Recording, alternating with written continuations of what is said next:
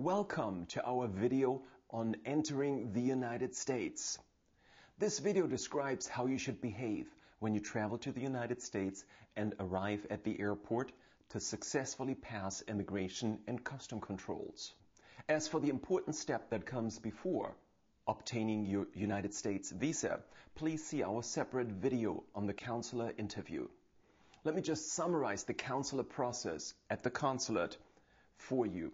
To apply at a U.S. consulate, you need to present your passport, the application fee, a passport photograph, the application forms.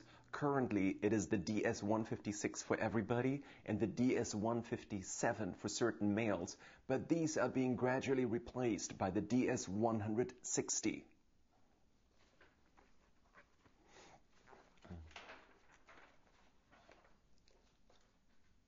And usually, you need to show your non-immigrant intent, that is, your intent to eventually return to your home country. It can be employment in your home country, it can be family ties, it can be your house in your home country. You also need to prove specific elements of your visa application. For example, if you are a technical specialist who gets transferred to the United States, let's say an engineer, you should be able to prove that you are an engineer and you have highly specialized knowledge in order to get your L-1B visa. When you board the airplane in your home country, the airline personnel will check your passport and will make sure that you either have a green card, that is lawful permanent residence in the United States, or you qualify for a visa waiver, meaning you are from a country whose citizens do not need a visa to enter the United States for short-term visits. Those countries include Germany, France, and the United Kingdom. Or you must have a visa to enter the United States, such as the L-1B specialist visas for specialists who get transferred from a company to an affiliated company in the United States, or a B1, B2 tourist and business visitor visa. Here's my general advice if it comes to traveling to the United States.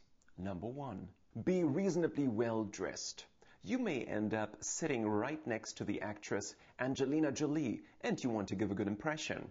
It will also make a good impression on the immigration officer when you arrive at the airport in the United States. Look like the person your visa says you are. Are you a businessman? Well, look like a businessman. Wear a suit, have a briefcase. You should travel light, and you will hear why in just a minute. Not only does it make your travel easier, it also avoids many problems, as I will explain to you. Now you sit on the airplane, and the flight personnel hands out forms to fill out. If you qualify for the visa waiver, meaning you are from the United Kingdom or from France or from Germany, or from Australia or from Italy or New Zealand, you fill out the green I-94W form. It is a very simple form, and the basic information to be inserted includes your name, your birth date, your country of citizenship, and where you will stay in the United States. If you have a visa that you obtained at the U.S. consulate, such as a B1, B2 tourist and business visitor visa, or an L1B specialist visa for someone who gets transferred to the United States, you fill out the white I-94 card. Same here. It is just basic information such as your name, your birth date, your country of citizenship, and where you will stay in the United States. In addition, each traveler or each family will fill out a customs declaration, which asks for your name, passport information, and what you're bringing into the country. It also asks if you're bringing fresh fruit or meat with you, which you shouldn't. And if you have more than $10,000 in cash or monetary instruments, such as checks, on you. And what the value of the articles is that you will leave in the United States. When you arrive, you will first pass through immigration controls. Just follow the crowd of people. You will be in line until called by one of the officers in a small booth. When you are called, I want you to walk up to the officer and say, "Good afternoon, officer. How are you?" There are two reasons for that. First of all, it's courteous. Second, these officers love to be addressed as officers. That applies both to male and female officers. By the way, these officers are part of the Customs and Border Patrol, CBP, of the Department of Homeland Security. With that, with the good afternoon officer or good morning officer, depending on the time that you arrive, looking them in the eyes, smiling, you have given a very good first impression. You hand over your passport, the I-94 card or the I-94W card if you come on the visa waiver, and the customs declaration. Remember what I said earlier. Be well dressed and look like the person your visa says you are.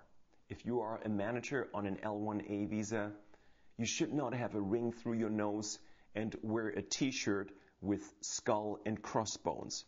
You should wear a suit and a briefcase. If you are a visitor on a B visa and you have a lot of carry-on luggage, such as pots and pans and maybe a barbecue grill for cooking, that might look very suspicious as a tourist. The officer might ask a few questions, such as, whom do you work for? How long are you planning to stay in the United States? The officer might ask to see your return ticket to your home country. If you are a tourist or a business traveler, that return date should be prior to the expiration of your maximum allowed stay. For example, if you are on a visa waiver, the return date should be within 90 days. If you are on a B1, B2 visitor visa, the return date should be within 6 months. Be courteous, look the officer in the eyes, smile, and answer all questions confidently without hesitation.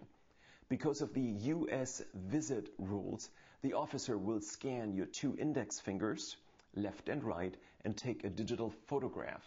Please cooperate and make the officer's life easier. When the officer hands you back the passport and the forms, say thank you. Now, if the officer is suspicious, he or she will refer you to secondary inspection. That is an inspection office, usually right next to the baggage claim at the airport. There, you can see through the window many people waiting to be interviewed by immigration officers. If you are sent to secondary inspection, that is bad news. First of all, you will probably miss your connecting flight. You may have to wait for hours until you are interviewed, and there may be additional security checks. Please avoid all that by following my general rules. In case the officers are not sure what to do with you, you can request deferred inspection, meaning that they let you in, but you will have an interview at the local office of the Immigration Service for further investigation. You may be lucky and the officers might decide to give you deferred inspection along with an interview appointment at the local immigration office. Otherwise, they will just put you on the next plane back to your home country. Let's say you passed immigration. You will then retrieve your baggage and proceed to customs.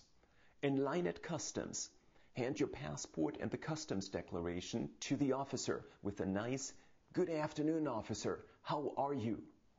Hopefully, the officer will say, "Have a good day," and you pass through. The officer will hand you back your passport and keep the customs declaration and wave you through. Let's come back to what I said earlier. Travel light. Not only does it make your travel easier, it avoids many problems. If you are a visitor, the amount of luggage that you carry should look like a visitor. I once had a female client from India. She traveled to the United States with 12 very large suitcases and claimed to be a tourist. Moreover, she had an instruction sheet in her hand which outlined how to behave and what to say when entering the United States. The immigration officers put her and her 12 suitcases on the next plane back to India. Here's another no-no. I had another lady who entered the United States to claim political asylum, and she did so right with the immigration officers. She was promptly detained until an immigration judge could see her. It took several weeks. If you're planning to claim asylum, enter the United States first and consult an immigration attorney. So, just to be sure, the rules are: be courteous, look the officers in the eyes, smile. Be well dressed. Look like the person your visa says you are. Be prepared to have additional evidence on you, such as a paycheck from your current employer, your business card, or a return ticket before your authorized stay in the United States expires. Travel light, especially when you're coming as a tourist. Enjoy your stay in the United States.